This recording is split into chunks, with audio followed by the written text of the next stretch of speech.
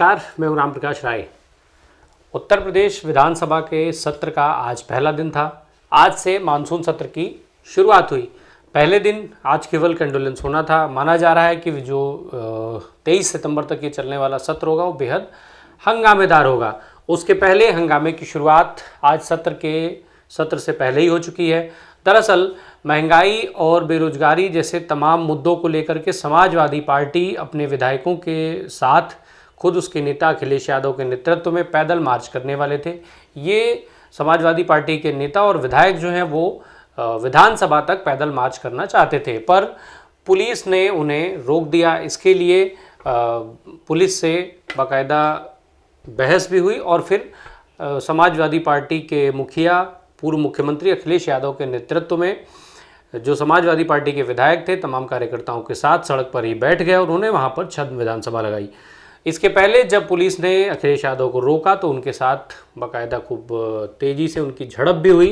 पहले आप ये एक विजुअल देखते चलिए और फिर हम आगे बात करेंगे।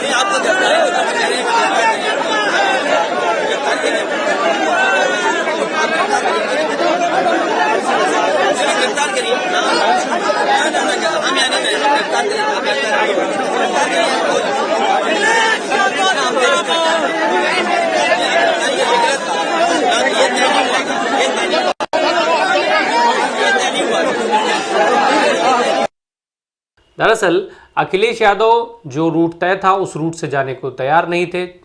जो पुलिस के हिसाब से पुलिस का कहना यह है कि जो समाजवादी पार्टी ने जब परमिशन नहीं मांगी थी उसके बावजूद भी पुलिस ने रूट तय किया था, पर जो समाजवादी पार्टी के कार्यकर्ता थे, जो विधायक थे, जो नेता थे, वो दूसरे रूट से जाना चाहते थे और रूट बदलने को लेकर के ये झड़पें हुई। वहीं अखिलेश यादव बार बार पुलिस वालों से गिरफ्तारी करने के लिए कहते हुए भी सुने गए। बाद में जब पुलिस और विधायकों के बीच में बातचीत नहीं बनी तो विधायक समाजवादी पार्टी के कार्यकर्ताओं के साथ वहां सड़क पर ही बैठ गए। उन्होंने वहीं पर छद्म विधानसभा लगाई और जो पूर्व विधायक थे अरविंद गिरी, उनके निधन पर शोक उन्होंने व्यक्त किया। उसके बाद फिर ये धरना समाप्त हुआ, पर इस धरने के समाप्त होने के पहले दोनों तरफ से तीखे शब्दबाण चलाए गए। एक दूसरे दलों पर खूब आरोप प्रत्यारोप लगाए गए।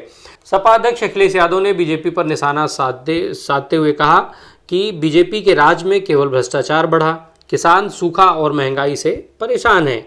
अखिलेश यादव ने कहा कि जिस तरीके से उत्तर प्रदेश में लगातार सड़कें जर्जर हैं, किसान इस मौसम में जलभराव से परेशान हैं, वहीं कुछ जगहों में बाढ़ और सूखे का भी प्रकोप है, पर किसानों को किसी तरीके का कोई राहत नहीं है। वहीं बड़े पैमाने पर जानवर बीमारी से मर रहे हैं। लंपी वायरस के कारण हजारों गायों की जानें चली गई हैं। सरकार ने कोई मदद नहीं की। ये डबल इंजन की सरकार, इसमें लगातार महंगाई बढ़ी है, कानून व्यवस्था कभी इतनी बर्बाद नहीं हुई, भ्रष्टाचार अपने चरम पर है। इसके अलावा उन्होंने प्राइवेटाइजेशन को लेकर के भी भाजपा सरकार पर निशाना साधा।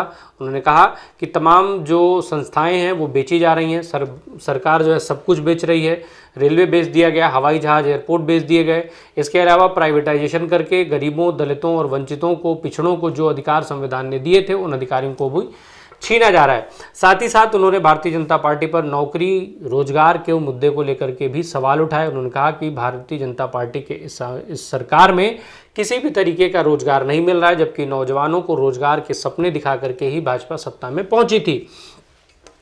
अब जब समाजवादी पार्टी की तरफ से इतने आरोप प्रत्यारोप लगे तो कुछ जवाब तो भारतीय जनता पार्टी की तरफ से भी आना था। खुद मुख्यमंत्री योगी आदित्यनाथ ने जिम्मा संभाला। मुख्यमंत्री योगी आदित्यनाथ ने तंज कसते हुए समाजवादी पार्टी और अखिलेश यादव पर तंज कसते हुए उन्होंने कहा कि समाजवादी पार्टी से कानून व्यवस्था का पालन करने की उम्मीद रखना बिल्कुल बेईमानी है उनसे इस कानून व्यवस्था को बनाए रखने की उम्मीद नहीं की जा सकती है। साथ ही सीएम ने कहा कि अगर कोई पार्टी लोकतांत्रिक ढंग से सवाल उठाती है तो उसके कोई नुकसान नहीं है, उससे कोई भी नुकसान नहीं है। समाजवादी पार्टी को किसी भी तरीके के प्रदर्शन के लिए पहले अनुमति ले जानी चाहिए थी, अनुमति लेनी थी।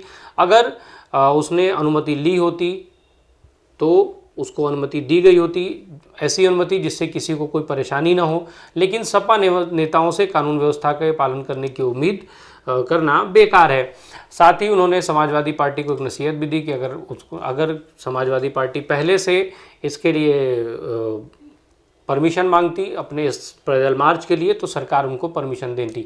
हालांकि पुलिस ने भी बयान में इसी तरीके की बात कही थी। लखनऊ पुलिस के हिसाब से ये था कि समाजवादी पार्टी ने परमिशन नहीं ली, जबकि समाजवादी पार्टी का कहना था कि समाजवादी पार्टी को जब कल परमिशन दे दी गई थी एक रूट से तो फिर उस रूट में बदलाव क्यों किया गया। इसी को लेकर के इन दोनों पार्टियों के बीच में आमना सामना हुआ। मुख्यमंत्री योगी आदित्यनाथ ने अखिलेश यादव पर जो तंज कसे थे, आप उसको सुनते चलिए। किसी भी दल को और किसी भी व्यक्ति को लोकतांत्रिक तरीके से अपनी बात रखने में कहीं कोई बुराई नहीं है। हर एक व्यक्ति को है।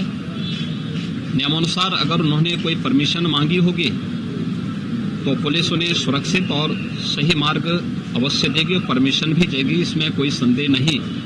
लेकिन ये दायित्व संबंधित और जिम्मेदार नागरिकों या जिम्मेदार संगठन और राजनीतिक दलों का एक नैतिक दायित्व कर्तव्य भी बनता है कि अपने किसी भी आंदोलन के लिए या किसी भी प्रोसेशन के लिए उनको नियमानुसार परमिशन मांगनी चाहिए और बिना पब्लिक व्यवस्था को, लोक व्यवस्था को भंग किए उस कार्यक्रम को निर्विघ्न संपन्न करने की व्यवस्था देने का दायित्व प्रशासन का है। प्रशासन उसके तहत ही अपने कार्रवाई को आगे बढ़ाएगा। उन्होंने अगर परमिशन मांगी होगी तो जरूर जो भी उनके लिए सरल और सुरक्षित मार्ग होगा प्रशासन ने वो उनको उपलब्ध कराया होगा। मुझे लगता है समाजवादी पार्टी से ये उम्मीद करना कि वह किसी नियम को माने, किसी शिष्टाचार को माने, ये एक कपोल कल्पना ही कही जा सकती है।